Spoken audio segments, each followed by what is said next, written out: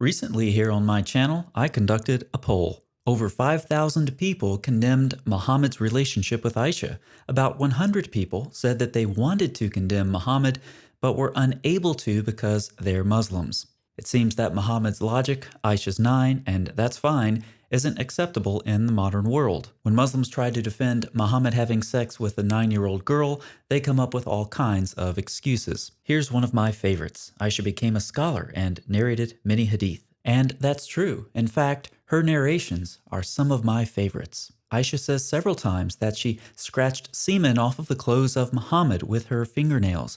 It must have been one of her most vivid childhood memories. Aisha also tells us that women were treated the worst by Muslim men when an abused woman was brought to Muhammad. Muhammad, ever the champion for women's rights, did nothing to protect her. Aisha also tells us that Muhammad compared women to dogs and donkeys. She also says how he struck her on the chest and caused her pain. Aisha also reports how Muhammad commanded a woman to breastfeed a man. When Muhammad was told the man was an adult, Muhammad smiled like only a creepy pervert could and said, "I know that he is a grown man." Aisha says she was taken from a swing set with her dolls to go consummate the marriage. Aisha, agreeing with the Quran, also comments that Muhammad did not know the future or the unseen, contrary to all of the prophecies of Muhammad nonsense that we see today. According to Aisha, Muhammad also denied torture in the grave when he heard it from a Jewish woman, and then decided later that the woman was right, and became fearful that he would be tortured in the grave himself. And finally, Aisha tells us that the way Muhammad died sounds strikingly similar to the way Allah said he would punish a false prophet. So yes, Aisha did narrate many hadith, but of course this has absolutely nothing to do with Muhammad sleeping with her when she was 9 years old. But now let's hear Yasser Qadhi's defense. I find it amusing that people who wish to defend women's rights make this such a big issue when Aisha herself didn't make it a big issue. She didn't seem to mind. In fact, she was very proud of it till the day she died. Aisha herself didn't make it a big issue. Let's just take that statement at face value and assume Qadhi's point. If we simply take the Muslim sources for what they do and do not say, there's actually a perfectly good explanation for Aisha's silence on the issue and her loyalty to Muhammad.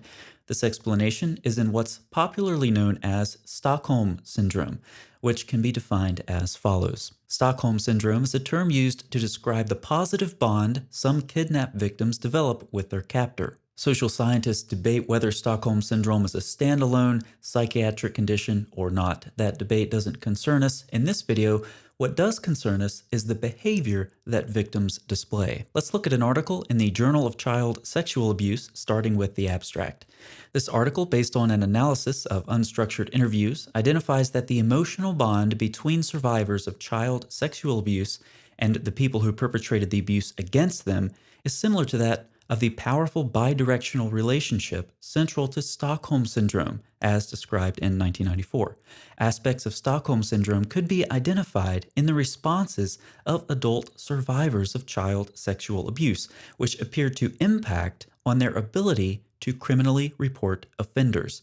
An emotional bond, which has enabled the sexual abuse of children, has served to protect the offender long after the abuse has ceased. A victim's positive response to his or her offender results from the belief that a positive relationship with the offender is the only way to survive. Dr. Shirley Julich states that survivors who have been subjected to ongoing contact with sexually abusive members within their family or social networks seem to be emotionally bonded to the offender, and this appeared to contribute significantly to their reluctance to criminally report. Articles like these offer a disturbing view into the twisted world of child sex offenders. This is not pleasant reading. "My uncle repeatedly told me," said Anna, "that what we were doing was wrong. It was wrong in the eyes of the law and in the eyes of God.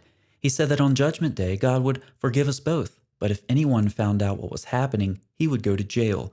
I would go to an orphanage and my father would lose his job. My mother, brother, aunt, and cousins would have no one who could go to work and earn the money. They would lose their homes and have no food or clothes. It became my responsibility to make sure this didn't happen." Dr. Julich comments further, "As adults, a number of survivors believed that an offender could abuse a child without other adults or bystanders being aware. For a child, this could be interpreted as proof of their inability to escape. Anna stated, "I was never sure if my aunt knew or not. On the one hand, I believe she must have known. Did she never wonder why it took him, that is, her uncle, so long to say goodnight?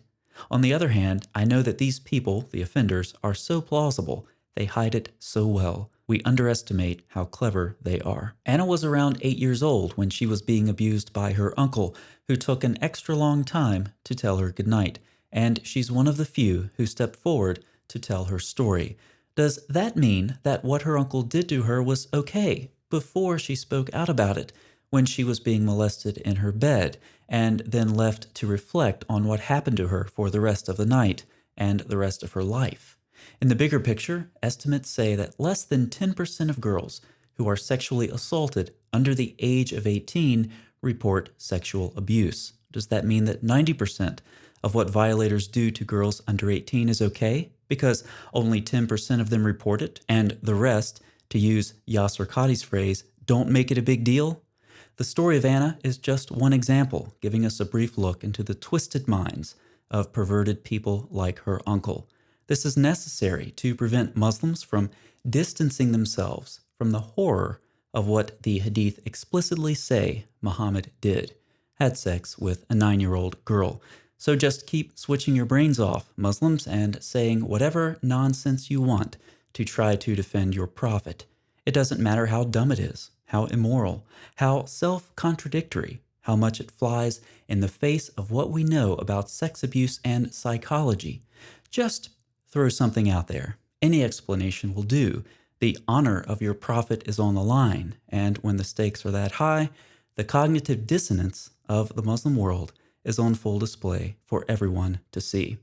Further, Muslims spend so much time denying what Muhammad did, or simply saying his marriage was a product of its time and nothing unusual, that they ignore the fact that prepubescent sex with young girls is permitted in the Quran, as Muhammad taught us. Premise 1. If there's an iddah, then the husband has had sex with his wife. Premise 2. There's an iddah. What conclusion can we draw? Come on, Muslims, you can get this. This is the most basic argument form there is. It's called modus ponens. If A, then B. A, therefore B. If there's an iddah, then the husband has had sex with his wife. There's an iddah. Conclusion, therefore the husband has had sex with his wife. And this waiting period is for prepubescent girls as well in Surah 65:4, assuming then that the marriage has been consummated. That the waiting period applies to prepubescent girls is affirmed by numerous tafsirs and Muslim authorities, like Ibn Kathir, Tafsir al-Jalalain, Tabari, Razi, etc. So, some questions for Muslims. Do you condemn what Anna's uncle did to her? How is Anna's story different from what Muhammad did to Aisha? If what Muhammad did was acceptable in his day, but not in ours, in what sense can he be said to be a good example for modern Muslims to follow? What's the point of making excuses for your prophet's sex with Aisha when the Quran itself allows prepubescent sex with young girls? If Allah didn't intend to allow prepubescent sex with young girls, why is the clear Arabic Quran so unclear that many Muslim scholars have taken Surah 65:4 to include prepubescent girls? I'll be waiting for your answers in the comments section.